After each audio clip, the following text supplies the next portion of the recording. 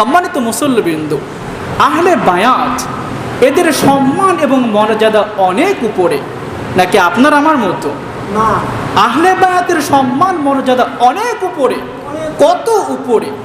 মাত্র কয়েকটা হাদিস বলছি।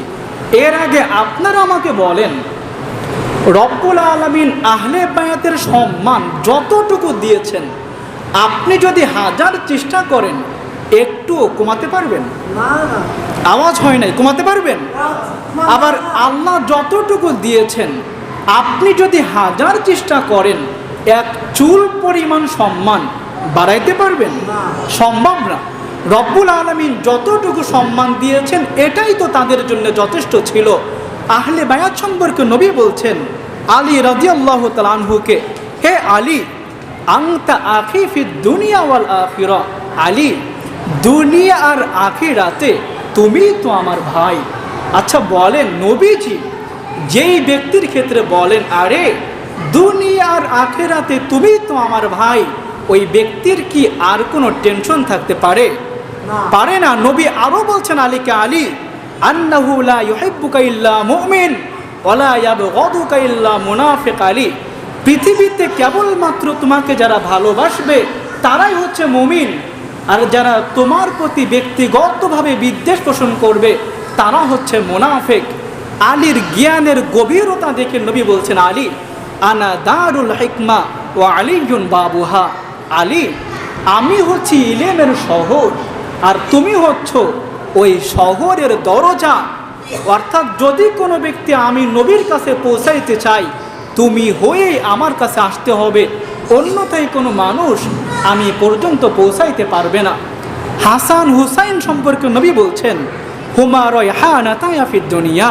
হাসান হুসাইন এরা তো দুনিয়াতে আমার দুইটা সুগন্ধি ফল। হাসান হুসাইন সম্পর্কে নবীজি দোয়া করতে গিয়ে বলেন, হে আল্লাহ, আল্লাহুম্মা ইন্নী উহিব্বুহুমা। আল্লাহ, আমি তো হাসান হুসাইনকে ভালোবাসি।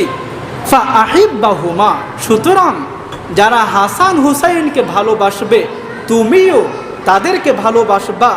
ওয়া আহিব্বা মা ইউহিব্বাহুমা, হে আল্লাহ, আমি যেহেতু হাসান হুসাইনকে ভালোবাসি, তুমি হাসান হুসাইনকে ভালোবাসো, আর যারা হাসান হুসাইনকে ভালোবাসবে তুমিও তাদেরকে ভালোবাসবা।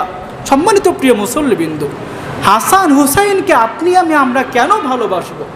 কারণ নবী বলছেন, আল হাসান ওয়াল হুসাইন সাইয়্যিদা শাবাবি আহলিল জান্নাহ। হাসান হুসাইন তো তারা যারা জান্নাতের যুবকদেরকে নেতৃত্ব দেবে।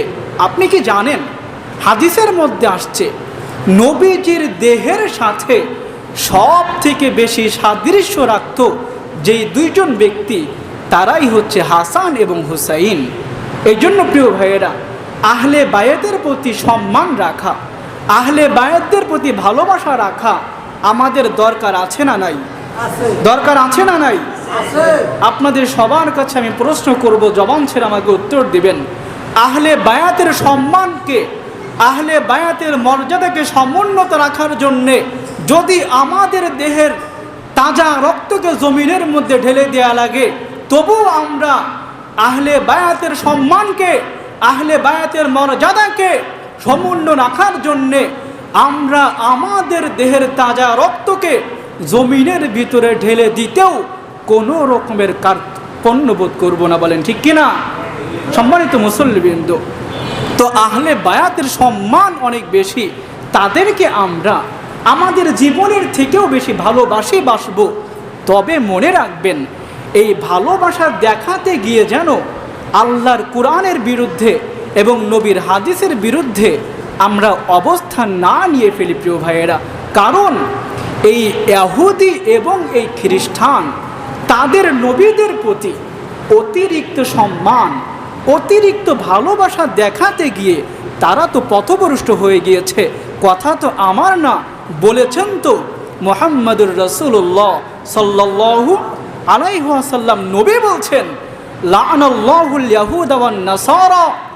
হে আমার সাহাবীরা, তোমরা কি জানো রব্বুল আলামিন ইহুদি সম্প্রদায়কে এবং খ্রিস্টানদেরকে কেন ধ্বংস করেছে? কারণ তো হচ্ছে একটাই, ইত্তাখাযু কুবুর আমবিয়াইহিম মাসাজিদ। এই ইহুদি এবং খ্রিস্টানরা তাদের নবীদের প্রতি অতিরিক্ত সম্মান, অতিরিক্ত ভালোবাসা দেখাতে গিয়ে তারা রব্বুল আলামিনের বিরুদ্ধে অবস্থান নিয়ে ফেলেছে। এই জন্য রব্বুল আলামিন তাদেরকে অভিশপ্ত করে দিয়েছে। এবার আপনারা একটু মিলিয়ে নেন, বর্তমান আপনারা যা করছেন, আপনারা কি আসলেই কি নবীর আদেশের ভিতরে আছেন, নাকি নবীর আদেশের বিরুদ্ধে চলে গিয়েছেন? প্রিয় ভাইয়েরা, 1 মিনিটে বক্তব্য শেষ করছি। বর্তমান আপনারা যা করছেন, নবীর কয়টা হাদিসের বিরুদ্ধে অবস্থান নিয়েছেন? অনেকগুলো হাদিস বলতে পারবো, মাত্র 3টা হাদিস তুলে ধরছি। 1 নম্বরে নবী বলছেন, লাইসা মিন্না মান দরাবাল খুদুদ ওয়া শাক্কাল জুয়ুব ওয়া দাআ বিদাওয়াল জাহিলিয়া। নবী বলছেন, জাহিলি যুগের লোকদের মতো তোমরা যারা শোক পালন করতে গিয়ে নিজেদের দেহের ভিতরে আঘাত করবা, শোক পালন করতে গিয়ে তোমরা যারা নিজেদের পরিহিত কাপড়কে ছিন্ন বিচ্ছিন্ন করবা, আমি নবী বলছি তুমি আমার উম্মতের অন্তর্ভুক্তই না। এখন বলেন, আপনি শোক পালন করছেন কিভাবে? নিজেদের দেহের ভিতরে আঘাত করে।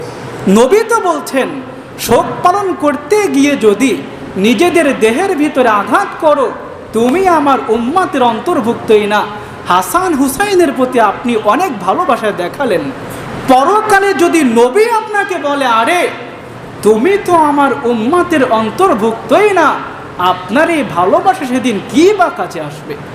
প্রিয় ভাইয়েরা, 2 নম্বর হাদিসটা লক্ষ্য করেন। নবী বলছেন, হাদিস নাম্বার হচ্ছে তিরমিজি শরীফ 1195 নম্বর হাদিস। নবী বলছেন, যারা আল্লাহর প্রতি ঈমান রাখো, আল্লাহর প্রতি আমাদের ঈমান আছে না নাই? আছে না নাই? আছে। নবী বলছেন, যারা আল্লাহর প্রতি ঈমান রাখো, পাশাপাশি যারা পরকালের প্রতি ঈমান রাখো, তোমরা একজন ব্যক্তির মৃত্যুর পরে 3 দিন পর্যন্ত শোক পালন করতে পারবা। কোনো মহিলার স্বামী ইন্তেকালের পরে সর্বোচ্চ 4 মাস 10 দিন পর্যন্ত শোক পালন করতে পারবে। এখন আপনারা আমাকে বলেন, হুসাইন রাদিয়াল্লাহু তাআলা আনহু শাহাদাত বরণ করেছেন 2 দিন আগে না 1 দিন আগে? 1 দিন আগে না 2 দিন আগে?